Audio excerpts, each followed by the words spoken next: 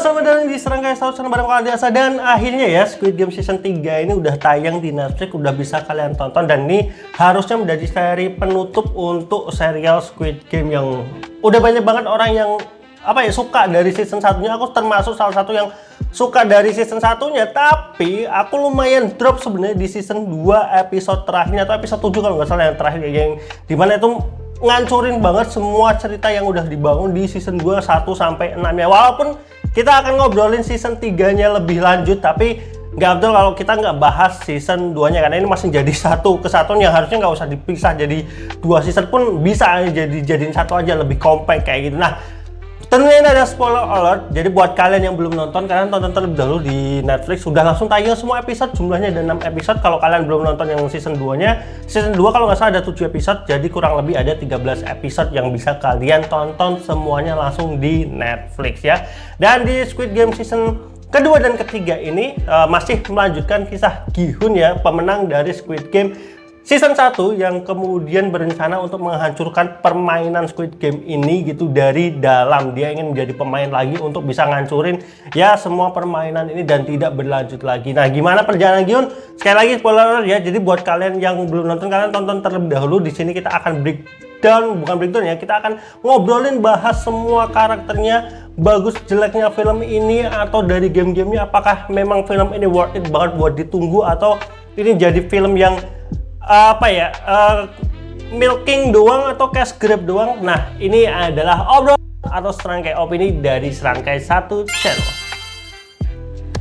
Nah, Squid Game Season 2 dan Season 3 masih melanjutkan ya tadi perjalanan Gi-hun dalam mencari Gongyo ataupun orang yang ngajaknya bermain dul ya, dagjil pemain dagjil gitu, untuk bisa kembali lagi ke arena pertandingan Squid Game dan bisa cari lebih tahu terkait Squid Game dan juga bisa ngancurin permainan ini ya, karena dia punya trauma yang mendalam ternyata di season 1 yang dimana dia harus sampai ngebunuh, bukan yang nggak ngebunuh lagi, istilahnya lebih mengorbankan banyak nyawa untuk dia bisa dapat uang sebanyak 46,5 miliar won, tuh yang uang yang gede banget. Dan di sini Gi-hun dengan uang itu ya bukan digunakan untuk dia pribadi, malah dia gunakan untuk mencari keberadaan permainan ini atau permainan Squid Game ini. Dan ya singkat cerita dia ketemu dengan si detektif ya, si Junho, detektif yang memang di season 1 juga sudah menelusuri si Squid Game ini, tapi kemudian di season 2 akhirnya mereka bekerja sama untuk mencari tahu, karena Junho juga kan punya tujuan utama juga, dia mencari kakaknya yang ternyata kakaknya itu adalah si frontman ataupun orang yang mengendalikan permainan Squid Game ini. Dibantu sama beberapa bukan detektif, kayak preman swasta gitulah ya. Akhirnya Gi-hun bisa berhasil menemukan Gongyo dan bisa masuk ke Squid Game. Nah, itu premisnya, dan ya gimana ceritanya kalian udah harus nonton. Tapi kita bahasnya akan persatu. Kita mulai dari karakter-karakternya terlebih dahulu kali ya. Nah, karakter-karakter di jalan cerita ataupun karakter di Squid Game ini sebenarnya menarik banget. Menariknya dalam artian kita diberikan perspektif nggak hanya dari pemainnya saja, tapi di sini ada Gi-hun dan kawan-kawan dari sisi pemain, kemudian ada dari staff juga yang di sini diwakilkan sama namanya Naeul. Penyebutannya Naeul ya. Nah, itu adalah karakter yang asalnya dari Korea Utara yang kemudian dia berubah, dia ini merupakan staff. Jadi kita diberikan sudut pandang dari seorang staff, gimana staff itu bekerja, bagaimana, karena kan di beberapa Squid Game di season 1 pun juga dilihatnya ada staff yang dibuka topengnya, mereka ternyata masih kayak anak-anak remaja aja gitu. Jadi intinya mereka pun cuma di sini hanya sebagai pekerja doang yang staff-staff ini. Kemudian ada dari sisi frontman-nya juga, karena di sini kan frontman-nya dilibatkan dalam permainan. Si frontman ini atau si Hwang In-ho ini kan ikut di permainan. Jadi kita udah dapat dari pemain, dapat dari staff, dapat dari sisi frontman-nya, kemudian dapat dari sisi detektif ataupun polisi di luar yang lagi ngejar-ngejar. Walaupun ini bukan hal yang baru ya, karena di season 1 kan juga si Junho ini juga udah menyelidiki lah terkait hal ini. Makanya menariknya di situ, kita bisa dapat banyak sisi sudut pandang dari berbagai aspek dalam satu permainan ini gitu. Jadi kita bisa ngeliat, kalau dari sisi pemain, kalau dari sisi pemain kan kita udah banyak lihat di season satunya. Tapi yang menarik di sini ya karena ada Gi-hun dan juga si frontman itu yang terlibat langsung di permainan yang sebenarnya mereka udah tahu permainan ini konsekuensinya apa, atau dari frontman ya kita penasaran si frontman ini bakal seperti apa gitu di permainan-permainan, karena kan dia sebenarnya pelakunya tapi ya dia menyamar aja di sini gitu. Nah, kita ngobrol sedikit di season 2-nya, episode 1 sampai 6. Ini kenapa 7-nya aku skip dulu? Karena 1 sampai 6 menurut aku adalah peak rate ataupun rating tertinggi film ini. Film ini bagus-bagusnya itu ada di season 2 episode 1 sampai dengan 6. Walaupun ya emang untuk sampai masuk ke permainannya itu butuh 2 episode kalau nggak salah di Squid Game season 2 ini ya, sampai si Gi-hun itu mendapatkan nomor peserta 456 masuk dalam permainan Squid Game itu kalau nggak salah butuh 2 episode sendiri. Jadi tapi itu menarik banget ya kejar-kejarannya, bahkan si karakter Gong Yoo yang orang-orang penasaran dia background story-nya apa ya, di sini dia diperlihatkan hanya seperti staff biasa yang punya sisi mental kayak sakit jiwa ya. Tapi menurutku itu cukup, menurutku Gong Yoo di sini itu udah cukup seperti itu aja karakternya, dan menarik, nggak perlu istilahnya dibikin aneh-aneh ataupun dia punya background story, entah dia pemain yang udah menang atau apa ya, dia anggap aja kayak staff biasa atau staff yang udah tingkatannya udah tinggi gitu, makanya dia dapat peran itu. Jadi menurutku itu cukup aja sampai situ, jadi itu menarik banget.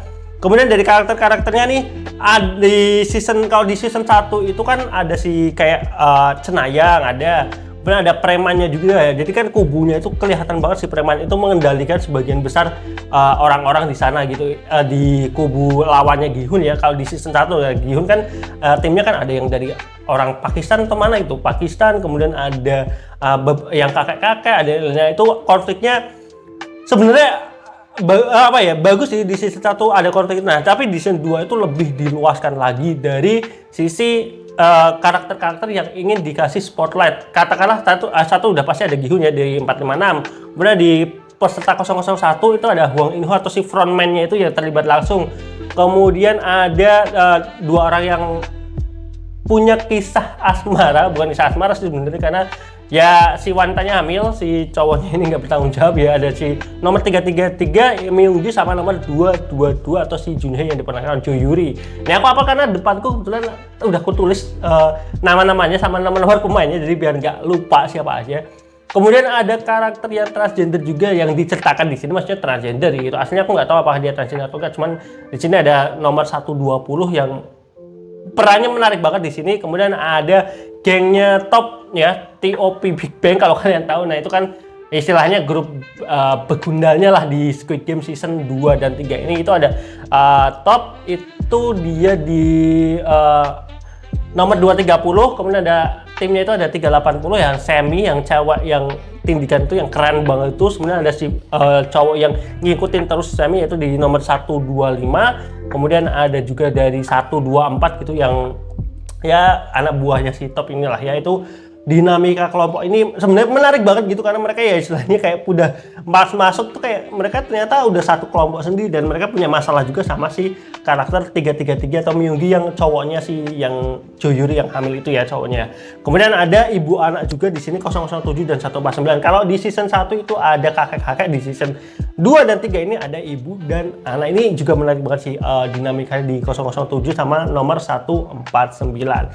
Nah, ini kita coba mulai bahas persatu-persatu nih dari karakter-karakter apa bagus. Yang pertama adalah karakter si Jo Yuri atau yang udah si cewek yang hamil sama si cowok yang bapaknya ya, 33.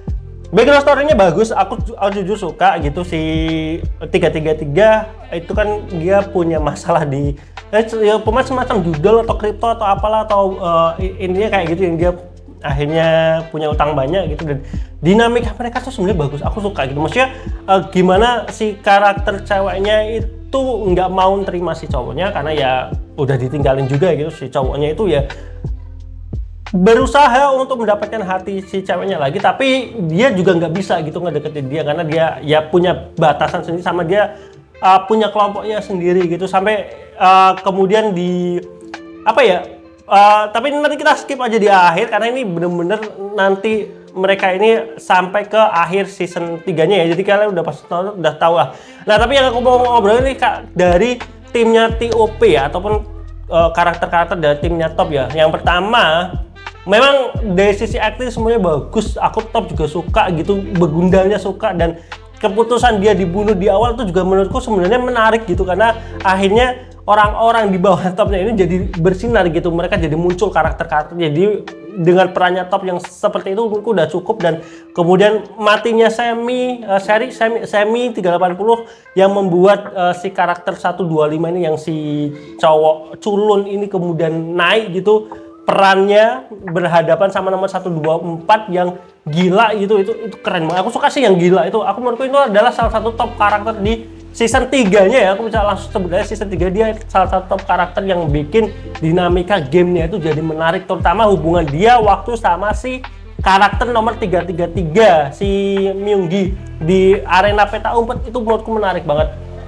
Gimana dia itu bisa ngebangun cerita ataupun karakter-karakter di permainan jadi lebih menarik. Kalau menurutku, kalau nggak ada si karakter 124 ini, Squid Game season 3 itu menurutku jadi ngebosenin.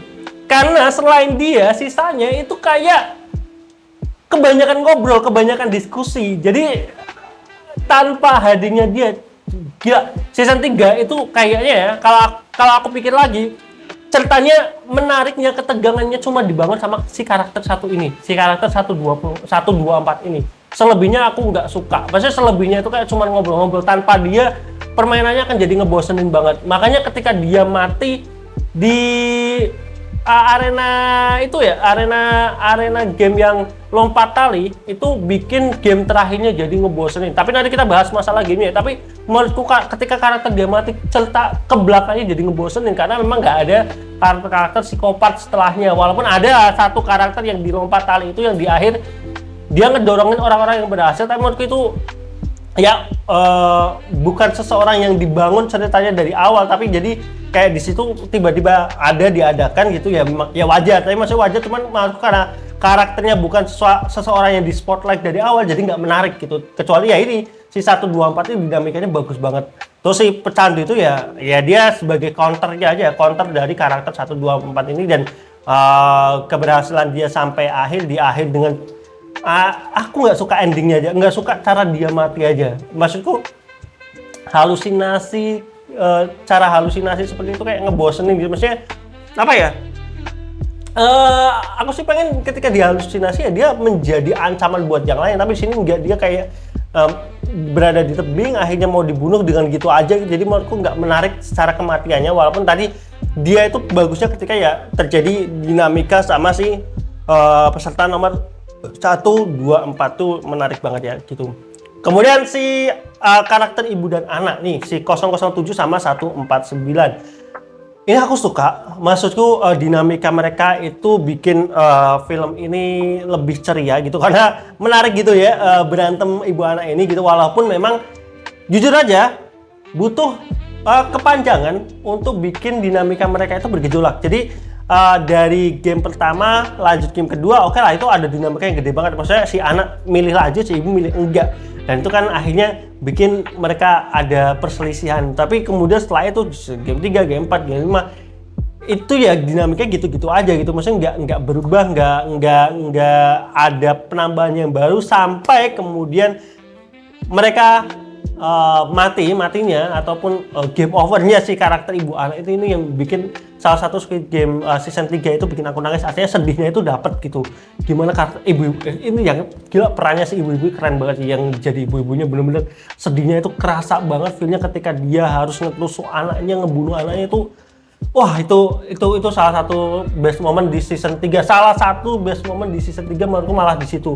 Jadi walaupun tadi ya payoff-nya terlalu panjang, bukan payoff-nya jalan ceritanya dinamikanya kepanjangan, tapi ketika itu di akhir itu menurutku bagus, aku suka banget. Sama yang aku suka lagi sih karakter tentu si 120 ya, yang karakter transgender ini yang dia punya skill bela diri juga karena dia mantan marinir ya kalau nggak salah ya. Itu juga bagus banget gitu, peran dia sampai kemudian dia mati. Dia sama kayak si karakter 124, ketika dia mati jalan ceritanya jadi nggak menarik gitu, karena ketika dia mati dilanjutkan sama si karakter bapak ibu itu ibu anak itu mati. Selebihnya jadi flat banget sih dinamikanya, karakternya yang muncul cuma bapak-bapak di akhir game, jelek banget anjir. Maksudnya bapak-bapak pada diskusi kayak gitu, kenapa sih sutradaranya milih kayak gitu maksudnya kenapa nggak karakter-karakter yang punya dinamika menarik itu dijadikan sampai akhir film. Oke, sorry banget kalau misalkan ada noise, karena kondisi hujan dan di belakang itu atapnya terbuka. Jadi nggak apa-apa, kita lanjut aja, semoga suaranya nggak terlalu mengganggu ya. Itu sih kalau dari karakter-karakternya tadi udah banyak banget, khususnya dari para pemain-pemainnya aku sebutin. Karakter frontman dan juga frontman Gi-hun nanti kita bahas lagi. Karakter, nah yang dari luar permainan itu ada si Naal atau si staffnya ini. Pertama, karakternya ambigu dalam artian kita nggak tahu tujuannya mau apa, kenapa dia nge-build, kenapa ini itu tuh menurutku nggak jelas gitu maksudnya.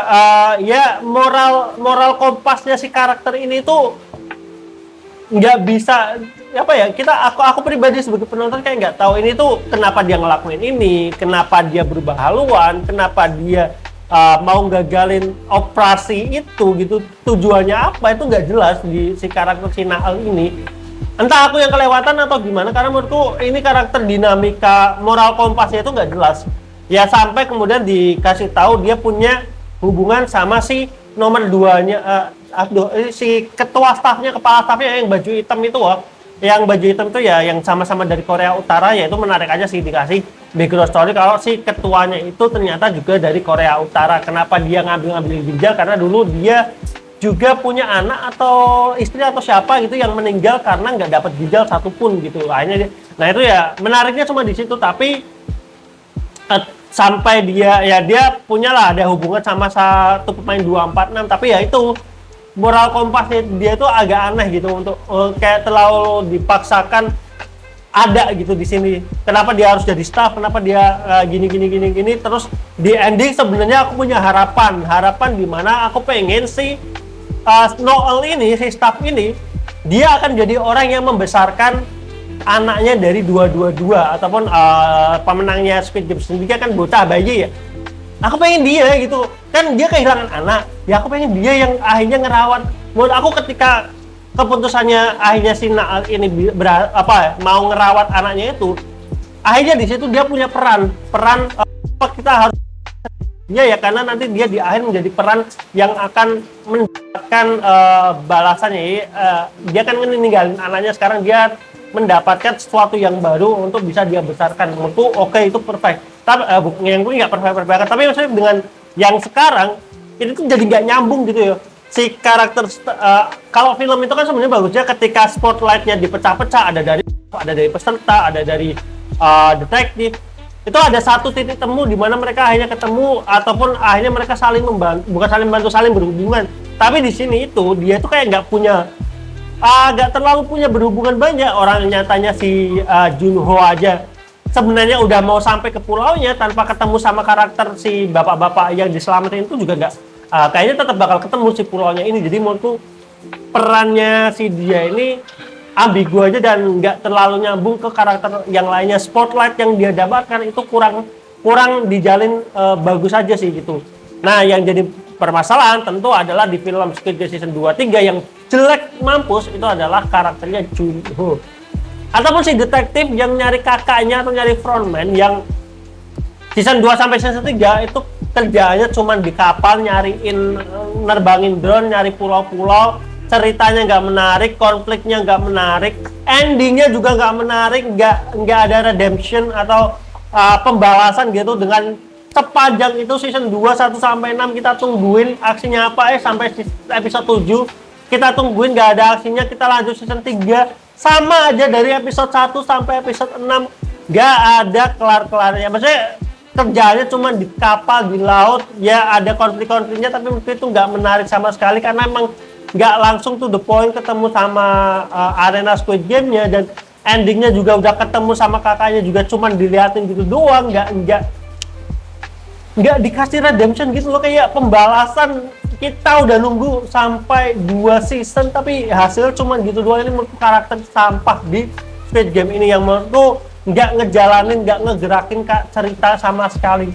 Sampai di pulau pun kayak nggak berhasil apapun, nggak berhentiin permainan karena dia udah telat juga. Kemudian nggak berhasil ketemu sama kakaknya, tapi cuma lihat-lihatan doang gitu. Buat apa di pulau itu juga nggak ngapa-ngapain, nggak ngerusakin nggak apa, karena pulaunya juga udah dibom kan di akhir.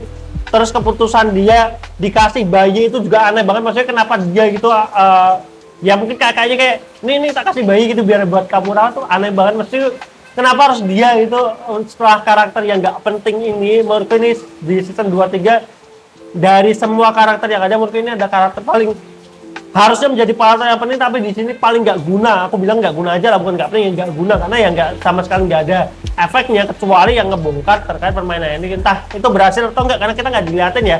Di akhir kan dia bilang dia bertanggung jawab terhadap laporan kepolisian semuanya, tapi orang si temennya aja tetap di penjara 6 tahun kan 6 bulan, berarti kan sama aja. Kasus Squid Game ini nggak kebuka ke publik gitu. Jadi nggak berguna sama sekali secara karakter jelek, mampus. Dari permainan-permainannya, nah kita lanjut dari sisi game-gamenya. Dari game-gamenya ada Red Light, Green Light, itu masih sama season 1, masih menarik dengan ada dinamika Gi-hun yang udah tahu gamenya, jadi fresh aja. Jadi ketika permainan itu diulang menarik banget. Kemudian ada Relay Games, aku udah Relay Games ya, yang kakinya diikat itu ada salah satu game paling bagus di season 2 dan 3 menurut aku. Ini ada salah satu yang paling bagus.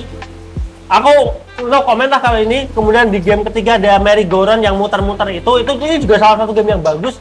Menurutku semua game Squid Game, gamenya itu bagusnya di season 2. Season 3 menurutku jelek semua. Ya kecuali yang peta umpet masih oke lah. Tapi kalau yang season 2, makanya aku suka banget season 2 1 sampai 6 karena game-gamenya bagus-bagus semua. Kenapa aku nggak nyebut season episode 7? Nanti aku jelasin ya. Terus ada kan ada malam yang buat bunuh-bunuhan nih, oke lah itu. Terus ada yang peta umpet menarik ya, tapi cuman sekedar bunuh-bunuhan, kejar-kejaran ya, tapi oke lah itu bagus untuk ngebangun beberapa ceritanya. Kemudian ada yang lompat tali menurutku ampas, jelek banget ini gamenya, karena ini kalau di kejadian nyata ini tuh bukan sesuatu yang sulit. Ini menurutku apalagi kecepatannya konstan, tidak berubah, kecuali dia lebih cepat, tapi menurut aku nggak terlalu cepet-cepet banget dan lebay banget dengan jarak jembatan tuh deket gitu, kayak dibikin lebay. Terus kalau di sini orang yang kayak udah pada egois, kenapa mereka tunggu-tungguan sih sama yang depannya? Yang di season 1 bagus loh, ada dijorokin, ada karena kan dia 50-50 ya, ada yang main jorok-jorokan. Kalau di situ enggak, mereka tunggu-tungguan gitu, nunggu yang depan, padahal kan sambil lompat sambil aja dorong yang depan, itu kan lebih egoisnya lebih dapat. Ya di sini tuh jelek banget di situ ya. Mungkin kalau mau dibikin lebih bagus, kalau jembatannya itu dibikin goyang, nah itu menarik. Maksudnya kalau di sini itu jembatannya diem doang, masih lebar, tapi dan gerakan talinya juga konstan.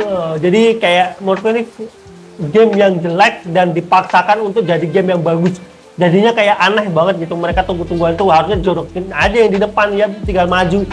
Kemudian ada game terakhirnya juga menurutku ampas banget. Sebenarnya gamenya bisa menarik kalau dinamika karakter-karakter atau pemain di atasnya itu punya dinamika yang bagus sih. Kayak misalkan karakter-karakter kayak si 124 atau karakter Skibanci itu, atau mungkin karakter-karakter yang punya motivasi ngebunuh, nah dikasih di game terakhir itu bagus. Tapi di sini sangat ngebosenin ngelihatin mereka bukan debat malah kayak cuman diskusi mau ngebunuh siapa aja, kayak lama banget, tinggal dorong aja susah amat. Terus harus votingnya nggak sekali doang lagi, 2-3 kali voting lagi. Menurut dinamikanya sampah banget sih di game terakhirnya, kebanyakan diskusi. Kita nungguin mereka dorong-dorongan, kejar-kejaran di tebing atas tuh menarik, tapi ini malahan mereka cuman berdiri doang, terus voting, terus ngebunuhnya cuman gitu doang gitu. Walaupun memang di bagian ending menarik gitu, pertarungan Gi-hun sama si karakter 333 sedikit gak ketebak gitu, tapi ya kita udah pasti tahu lah ini akan dijadikan pilihan yang sulit di permainan terakhir. Tapi pas sebelum part itu memang aku sedikit gak menebak dan itu keren sih. Tapi ya itu selebihnya atau sekurangnya tadi jelek, sampah banget dari game-gamenya. Nah oke nih, kita udah ngebahas karakter-karakternya, udah ngebahas game-gamenya, udah ngobrolin. Sekarang ini secara cerita keseluruhannya. Yang pertama, kenapa tadi aku bilang episode 7 season 2 itu jelek mampus, karena episode 7 itu cerita soal Gi-hun dan teman-teman sekelompoknya itu berencana untuk menyerang si frontman ataupun si pengendali permainannya ini, atau mau ngancurin permainan. Dan di sini menurutku karakter Gi-hun dirusak di satu episode ini. Jadi season 2 episode 1 sampai 6 itu kita dilihatin moral kompasnya Gi-hun itu adalah menolong orang sebanyak-banyaknya, Kedua, menghancurkan permainan dan dia tidak ingin mengorbankan banyak orang, terutama teman-temannya ataupun orang-orang yang memang pengen itu. Nah, tapi di episode 7 ini itu bikin karakter Gi-hun itu ampas karena dia kayak nggak punya planning atau bahkan ngebiarin terjadinya pembunuhan gitu dari timnya. Kan itu di malam yang mana mereka bisa saling bunuh ya, tim X dan tim O ya, lebih tepatnya sama tim O, tim yang menolak dan tim yang setuju. Itu di sini kayak dia demi rencana dia untuk menyerang yang bahkan dia nggak tahu peta gedungnya, dia nggak tahu resikonya seperti apa, dia keluar dari pintu tempat mereka tidur aja nggak tahu itu jalurnya akan kemana, tapi dia kok punya rencana buat nyerang frontman yang hanya dengan bermodalkan orang sedikit, ngambil senjata. Dia itu nggak tahu di luar pintu itu ada berapa penjaga. Kok bisa-bisanya dia punya kepikiran kayak gitu. Menurutku jelek banget penulisan cerita di episode ini. Aku tahu itu buat menggerakkan perubahan karakter Gi-hun yang akan dibikin kalah, tapi menurutku di pemilihan cerita seperti itu jelek banget. Karena ya tadi Gi-hun yang dari episode 1 sampai 6 dibangun menjadi karakter yang istilahnya apa ya, peduli sama orang-orang, pengen nyelamatin sebanyak mungkin orang gitu, walaupun dia ingin ngancurin permainannya karena dia pengen ngelihatin ke si karakter frontman-nya kalau permainan ini tuh nggak manusiawi gitu kan. Tapi ya di sini itu kelihatan banget kayak dia ngebiarin aja gitu terjadi pembantaian di malam-malam itu sih. Ketika dia ngebiarin terjadi pembantaian itu, dia tidak berusaha untuk menyelamatkan satu tim, tidak membuat rencana satu tim. Jadi dia tuh cuma bikin rencananya, itu kayak cuma kelompoknya dia doang gitu. Dia ngebiarin orang-orang yang tidak sekelompok sama dia, yang mana hanya beberapa orang itu gitu. Maksudnya kan tim yang menolak untuk melanjutkan permainan kan masih banyak ya, tapi dibiarnya dibiar pada mati. Yang penting dia selamat, dia bisa melancarkan tujuannya. Itu tuh menurutku jelek banget sih penulisan di situ. Gi-hun dan tim-timnya itu. Ya akhirnya beneran keputusan dia untuk ngerebut senjata dari staff, kemudian mencoba menyerang frontman atau menyerang si VIP atau orang-orang di balik layar Squid Game ini ya ampas berantakan ya. Karena satu, dia nggak tahu ketika dia keluar penjaganya akan sebanyak apa. Dia dengan orang sedikit itu nggak punya basic pengalaman, ada beberapa cuman yang punya basic pengalaman, dia coba menyerang ke frontman. Itu menurutku keputusan paling bodoh, paling konyol yang ada di jalan cerita Squid Game gitu. Kecuali si Gi-hun ini udah tahu mapnya seperti apa, jumlah orangnya kayak gimana, tujuannya kemana. Nah itu bagus, tapi ini tujuannya nggak tahu, mapnya nggak tahu, terus main keluar pintu aja mau kemana aja, ya jadinya kayak gini gitu, hancur gitu ya. Makanya di balik episode 1, 2, season 2 yang Gi-hun punya rencana bagus untuk istilahnya nyergap si Gong Yoo ya untuk bisa masuk ke permainan, tapi kemudian di waktu di permainan di episode ke-7 rencananya terlalu ampas gitu. Rencana dia masuk menjadi peserta kemudian mau ngerusak permainan itu juga nggak dilihatin gitu.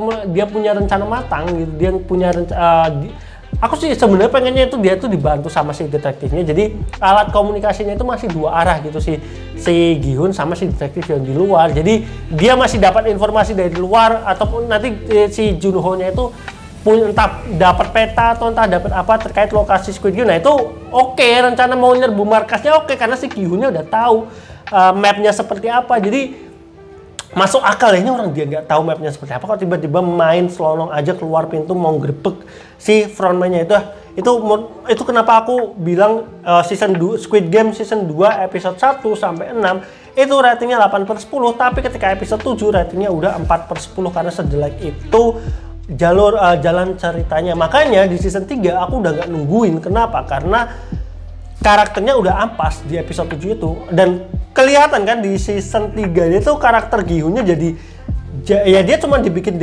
depresi dengan kekalahannya, tapi kita kayak nggak punya rasa kasihan ke Gi-hun gitu. Kenapa? Karena ya rencananya ampas, rencananya bukan sesuatu, dia dihianati pun ya wajar gitu, dia dihianati gitu. Orang rencananya nggak mateng kayak gitu maksudnya. Makanya di season 3 aku melihat karakter Gi-hun, aku udah nggak punya simpati apapun ke karakter Gi-hun di season 3-nya. Mau dia mati di ending juga nggak menarik gitu, karena dinamika di season 3-nya jelek banget. Karakter Gi-hun ini bukan sesuatu yang pengen kita tolong, pengen Gi-hun harus hidup gitu. Enggak, aku pengen di sini dia mati, ya udah mati aja lu gitu, udah nggak guna juga gitu, nggak bisa nggak karakternya nggak bergerak. Di season 3 karakternya udah dibikin depresi aja gitu sepanjang film. Ya akhirnya cuman ngebantu si anaknya itu oke lah, tapi ya karena ya tadi ya karakternya seperti itu ya udah, makanya udah gak terlalu menarik lagi sih karakter Gi-hunnya. Makanya kalau dari sisi cerita season 2 dan 3 ini cuman bagus sampai dengan episode 6. Episode 7 season 2 itu udah jelek, season 3 menurutku ceritanya juga udah jelek semua.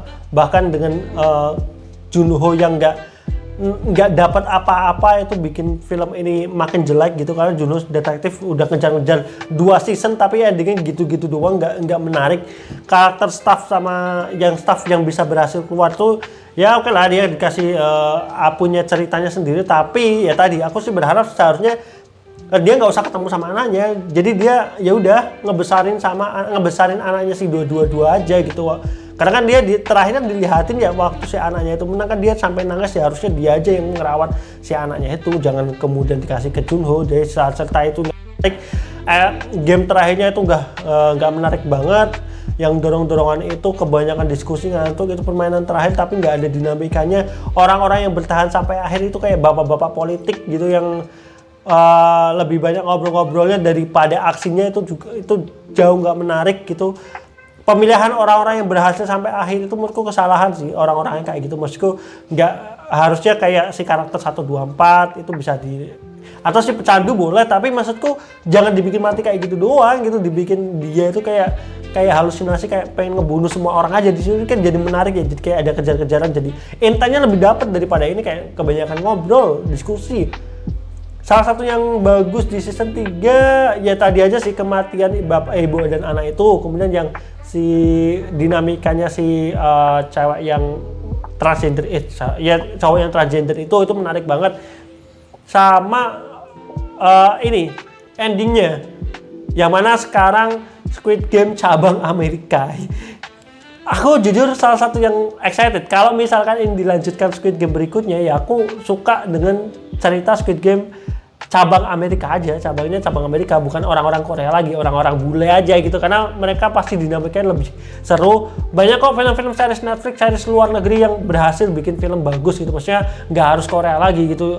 Squid Game dibawa ke Amerika, mungkin permainannya masih permainan Korea boleh aja gitu kan, apalagi orang Amerika kan nggak sabaran, jadi secara brutalnya, secara aksinya mungkin bisa lebih gore dari sisi yang Squid Game ya. Tapi itu entah ini cuman buat ending-endingan doang atau memang mau ada rencana dibikin Squid Game versi Amerika, ya aku sih kalaupun ada aku nungguin, tapi kalau nggak ada ya nggak masalah sih. Mungkin udah cukup lah, udah karakter utamanya si karakter Gi-hun, kalaupun ada lagi udah Kim Gi-hunnya juga udah mati gitu, maksudnya yang lain aja gitu. Terus si apa istilahnya mas yang sayang aja sih, kenapa sih Hwang In-ho si frontman sama si Junho ini, si frontman-nya kenapa harus masih hidup sih, kenapa nggak dia dibikin mati aja gitu, maksudnya biar nanti kalau ada Squid Game berikutnya ya udah ganti karakter lain, jangan ini lagi. Nanti kalau ini lagi Junho lagi yang keluar, Junho lagi yang nggak guna, itu aduh sayang banget sih. Jadi wah panjang banget obrolan soal Squid Game.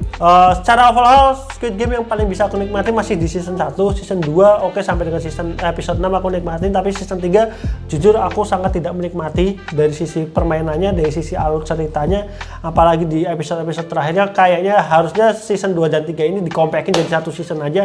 Episodenya nggak usah banyak-banyakan, 8 atau 9 episode udah cukup, jadi nggak terlalu bertele-tele, nggak terlalu banyak omongan, dan endingnya mungkin bisa dibagusin lagi aja sih. Nggak harus good ending, bad ending boleh, tapi ya tadi kayak karakter-karakter kayak Junho itu dikasih peran yang penting gitu, maksudnya di ending nggak yang cuman kejar-kejaran tapi nggak ada hasilnya apapun kayak gitu. Jadi rating aku untuk season 2 dan season 3 jadi satu ya, season 2 dan season 3 mungkin 6/10 gitu. 6/10 itu mungkin bisa dikatakan bagusnya ya tadi di season 2-nya doang. Season 3-nya kalau boleh aku kasih rating sendiri ya mungkin di 4/10, karena aku sangat tidak menikmati season 3 dari Squid Game ini. Jadi sampai ketemu di video berikutnya.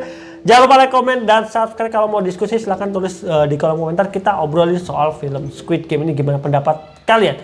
Sampai ketemu di video berikutnya. Bye bye.